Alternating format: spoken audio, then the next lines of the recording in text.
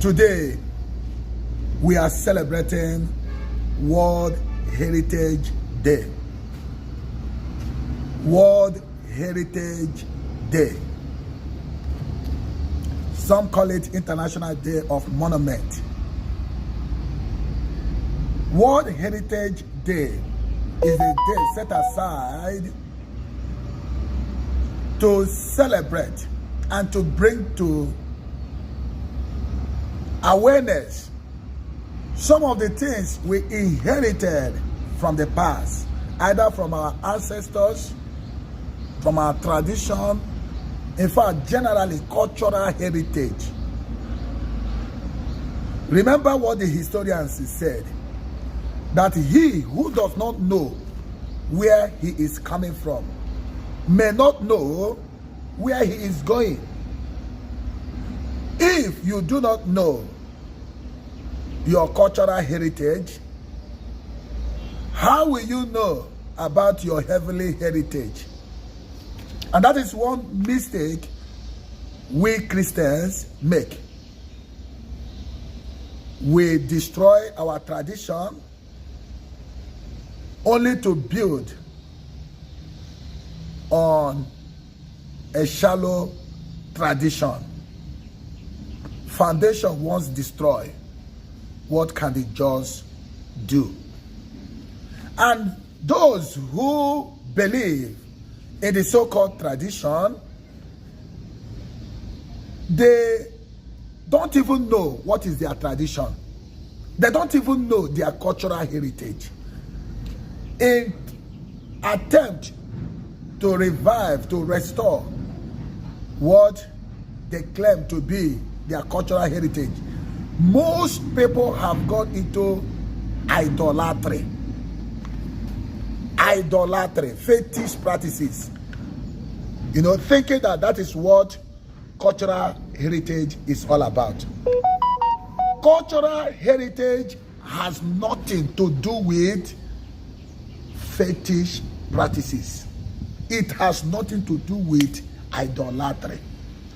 Today we are going to look at some of the cardinal cultural heritage we have in Africa.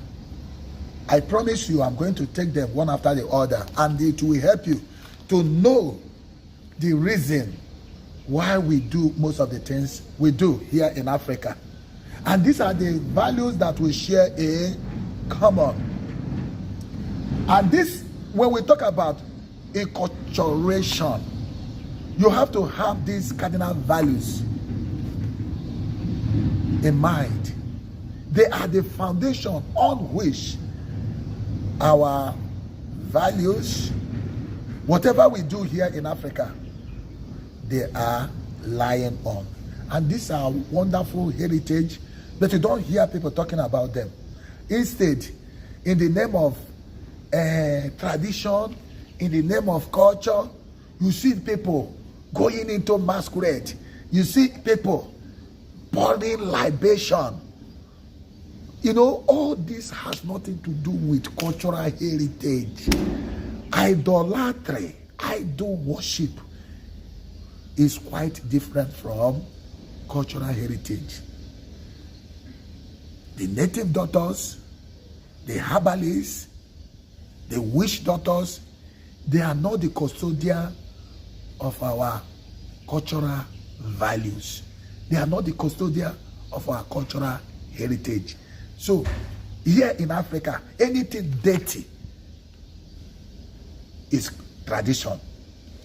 Anything that looks disgusting, like look at how dirty a shrine is, and somebody will tell you this is our culture, this is our tradition.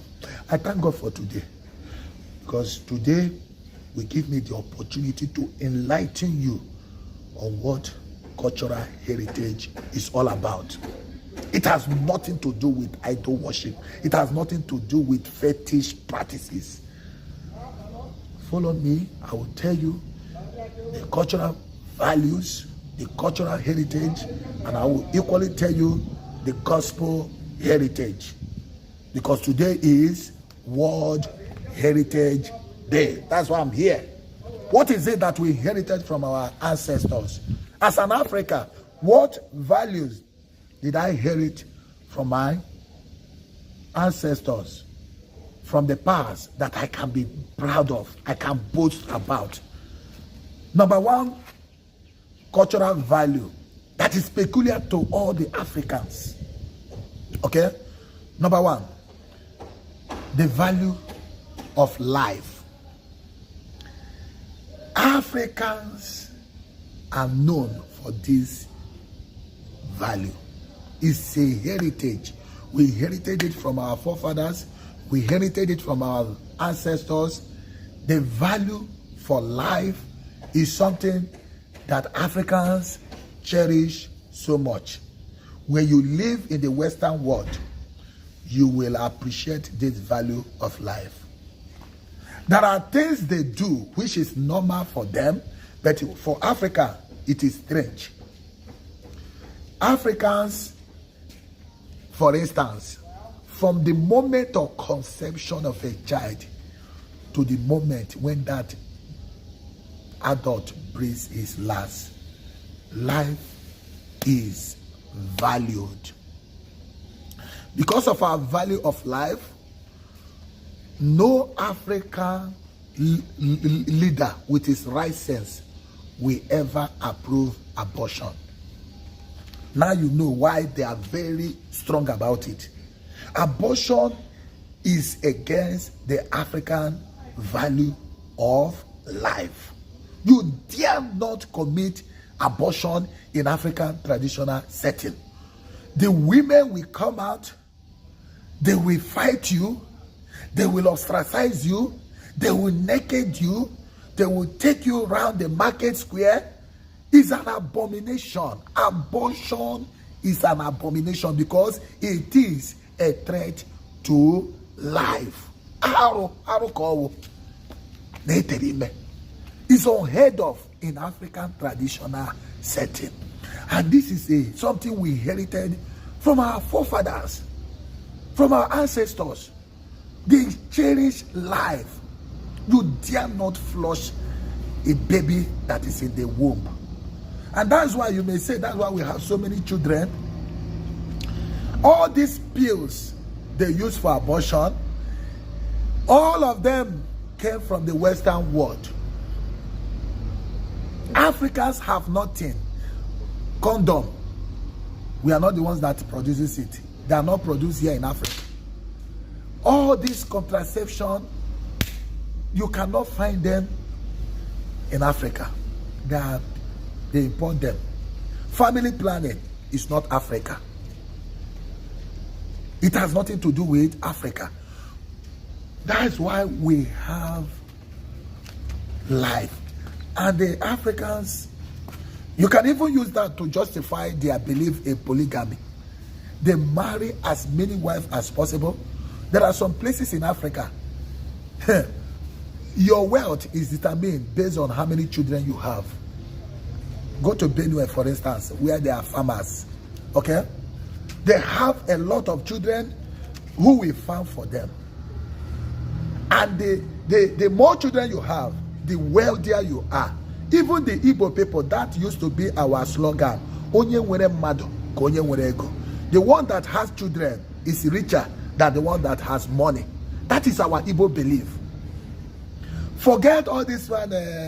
Western world has so influenced most of our people, couples. And they want to, I want to give birth to the number of children I will be able to train. Very selfish idea. And this idea is not Africa. Africans, when they are giving birth, they don't consider what the child will eat. They believe that the child must survive. But you will sit down to plan. We want to plan your life. You don't want to give birth to children that you will not be able to train. All these are mental, Western mentality. Africans love life. They cherish life. And that's why they are pro-lifers. Anything that threatens life. No real African country will approve abortion for you. No reasonable African leader will approve gay marriage, gay union, homosexuality, because these things are not open to life. They don't support life. In fact, they are a threat to procreation. And that is why the Western leaders are finding it difficult to convince our African leaders to approve things like abortion, to approve things like gay union. It's strange to Africa. They are just strange because of our cultural heritage, because of our cultural value. Now you now see the reason why African leaders are very slow in approving abortion. They are very slow in approving homosexuality. It's because of African cultural value, heritage, and the Western world should respect that. They should know that Africans cherish life. They believe in life. They protect life. They promote life. And they celebrate life. If you want to celebrate life, come to Africa. Another reason why Africans, it will be very difficult, though the Western influence, this idea of dumping your parents in old people's home is not Africa. In the Western world, it's normal. They don't care. Who cares? But we cherish the life. Do you know there is something called euthanasia? Mercy killing. When somebody is under the vegetable level, maybe you are so sick that you cannot, the chances of you surviving is not there. With the permission of the family, with the approval of the family, the doctor may inject the person and the person will die. It is unheard of in Africa. That is it's an abomination, it's a crime, it's a serious offense in Africa. Even if that person is in coma, the family will prefer to. It's a respect. You dare not terminate the life because you are not the giver of life. How can you destroy what you cannot give? So Africans, they don't believe in euthanasia because euthanasia is a threat to life. They allow God to decide what happens to life, even in that old age. So the value of life is a cardinal value. It's a heritage here in Africa. And it is common in all the African countries. It's something we cherish. It's something we share in common. Okay? Now, I can go on and on because that value of life explains everything that happens. That's why if you are not married in Africa, you are considered as an ofeke. Okay? It's an abomination for you to live without. Now you may ask, what of priest? Priesthood is not Africa. Celibacy is not Africa. It's one of the Western values or religious value. Okay? Because we believe that every man who is giving birth must give birth to others. So that is African belief. So even our so-called celibacy is not Africa.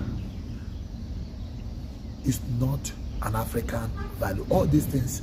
So if you are not married in Africa, the way they look at you, single motherhood, they don't survive easily. They don't find it easy in Africa.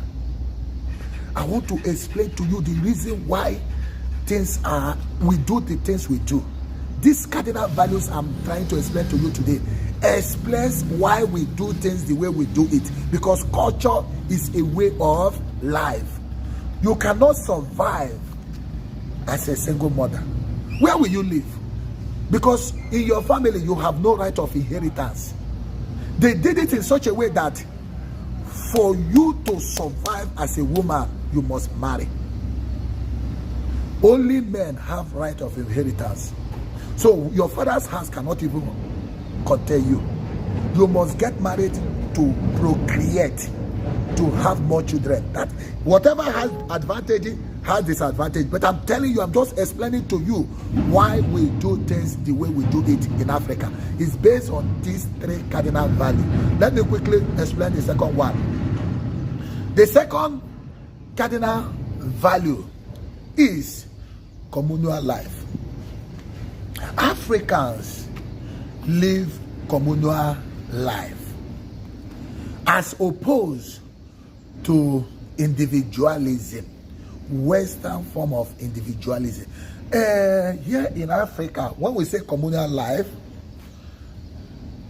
we believe that everybody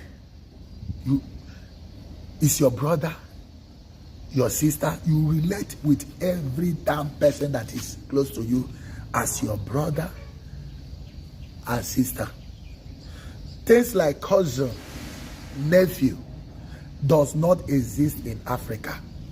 We don't have any language, any term for this one is my cousin, this one is my nephew, this one is my niece.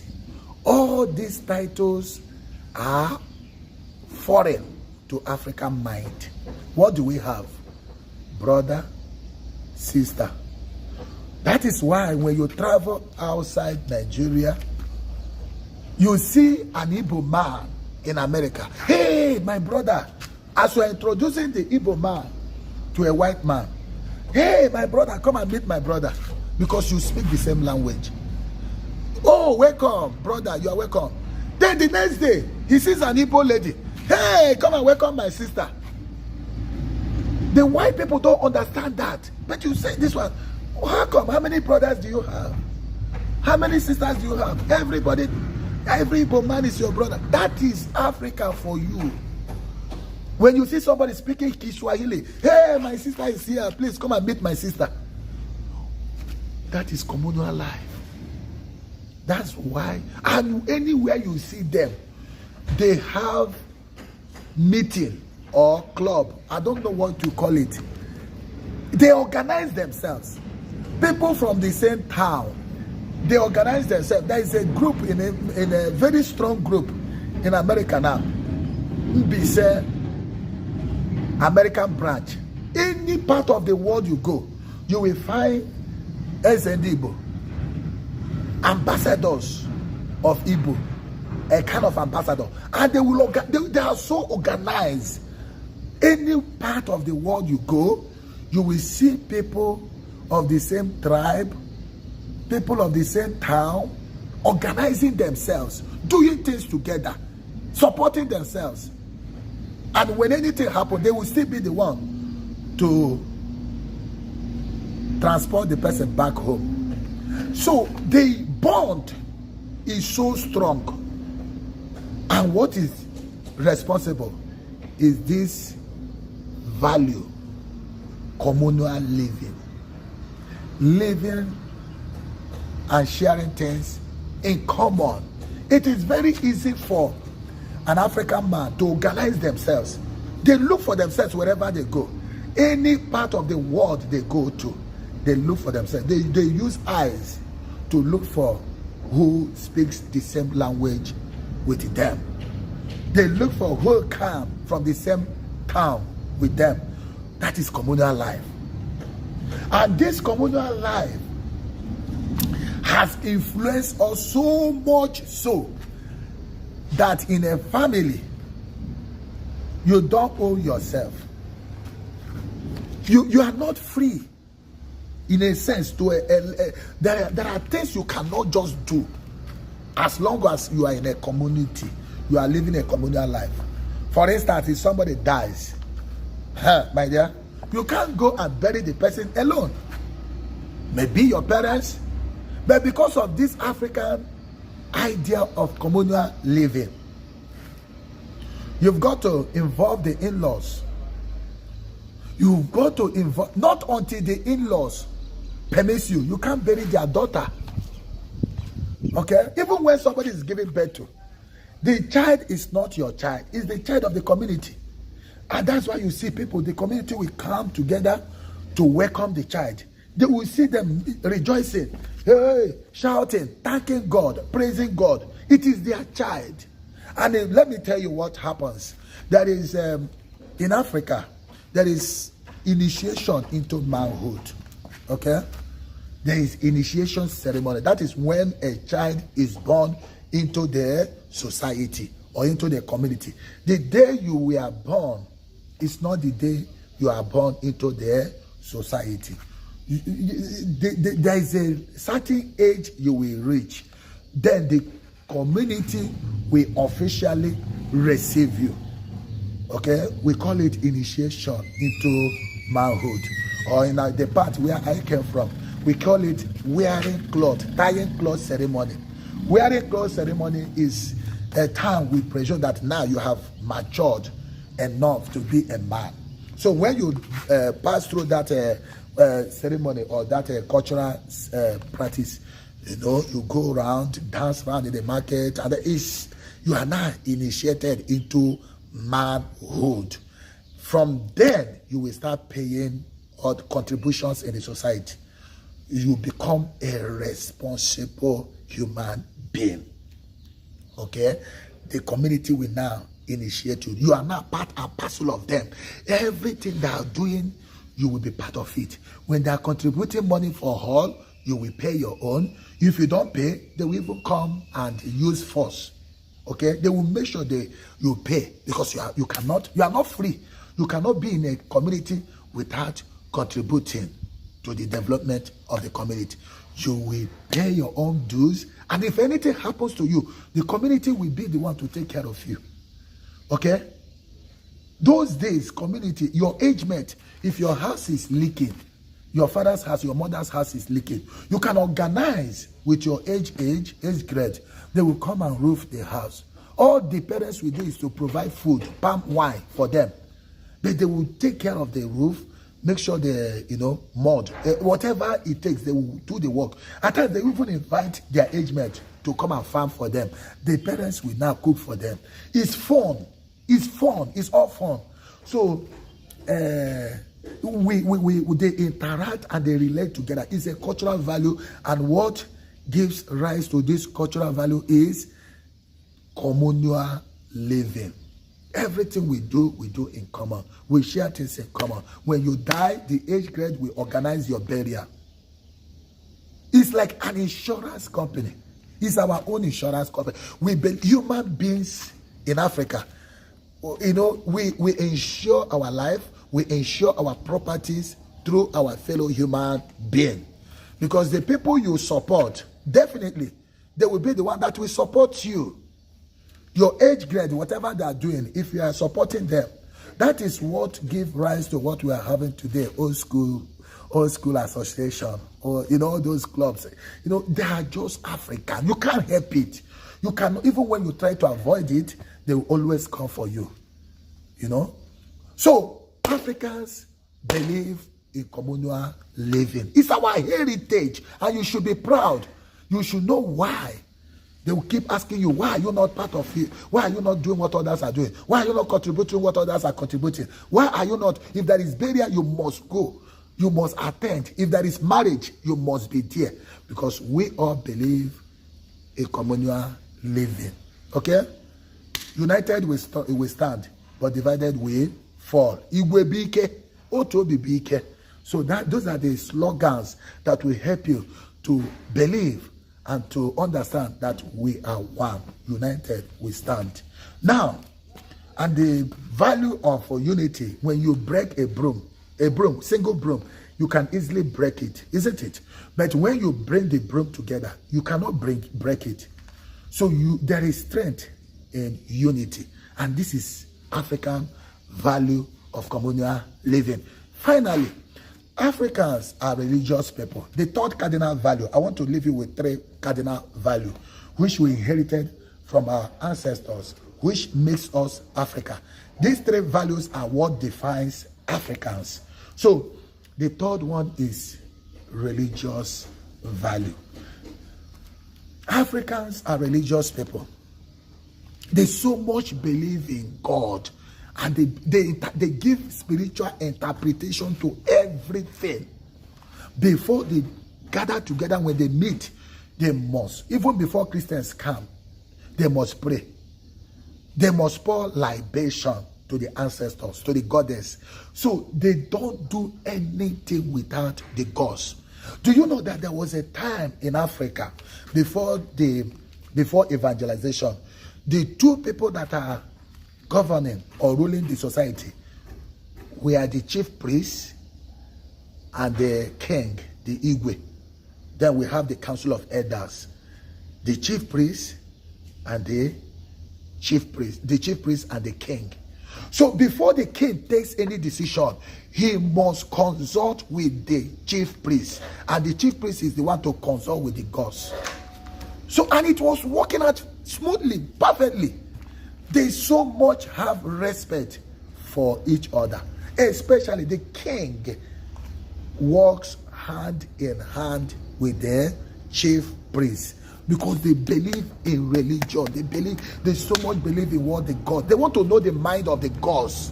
What are the gods saying? If there is outbreak of disease, they want to know what caused it, who caused it, who is responsible. And most of the times, though, out of ignorance, innocent people are being slaughtered. Innocent people are being accused. If there is outbreak and people are dying, they have to consult with the chief priest. The chief priest will not consult the gods. At times, sacrifices have to be made to appease the gods.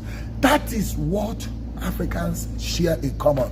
Any part of the world you go and you find an African man, they are religious people. It is in them. It is inherent in them. As you are born Africa, you must have something you believe. It may not be the supreme God. Okay? You must believe in something. Deity. Spiritual force. Okay? So that's why people believe so much in sacrifices. Now, this is Africa. And even right now, as I'm talking to you, that's why it is very easy for all these people that are exploiting Africans, you know, it's very easy for them to succeed. All these false prophets, because naturally Africans love religious. You can easily deceive them with your religious promise, and you can, and then those things we used to do, you know, which our priest, our king, consulting the chief priest. Now the prophets have taken over the role of the chief priest. So before you do anything, you have to consult your prophet. Prophet will tell you, thus says the Lord, this is why this is happening, this. So it is the same value that is inherent in every African man or woman. But now, before we go, as a Christian, you know, I'm sharing to culture today. Let me say briefly what I inherited as a Christian. I have told you what I inherited as an African. My cultural value, three cardinal value: life, communal living, and then religious life. Now, let me conclude by sharing with you something about my Christian heritage. Today is World Heritage Day. I am reading from 1 Corinthians chapter 11, verse 23. 1 Corinthians chapter 11, verse 23. Okay? For I received from the Lord, heritage, what I also pass on to you, tradition. Okay? I received. Heritage is what you inherited. I received from the Lord. Now, passing it means it now becomes a tradition. It now becomes a heritage. He passed it on to us. That the Lord Jesus, on the night he was betrayed, took bread, and so on and so forth. You know the rest of the story. Heritage. So, this is apostolic heritage, if you like. Through the apostles, God gave it through the apostles, and the apostles handed it over to us. The creed, I believe in God, the Father Almighty. We inherited it. We are not the one that composed it. It's something we inherited. We call it the Apostolic Creed. We inherited it from the apostles. And we are now passing it to the next generation. So this is what heritage is all about. Something you inherited from the past, which you are willing to pass on. And it will not stop with us. So please, I want you to go out today. When we come back, just to let us know something about your cultural heritage. What you remember about your culture. Forget all these fetish things you people are doing. That is not your culture. That is not your heritage. They are just idolatry.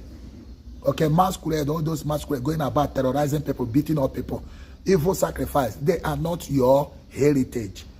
You have got 3 cardinal heritage, cultural heritage, life, communal life, living, and then religious value. Okay, so I want you to go out today to celebrate your heritage. And as you do so, I wish you happy World Heritage Day. Shalom, and remain blessed.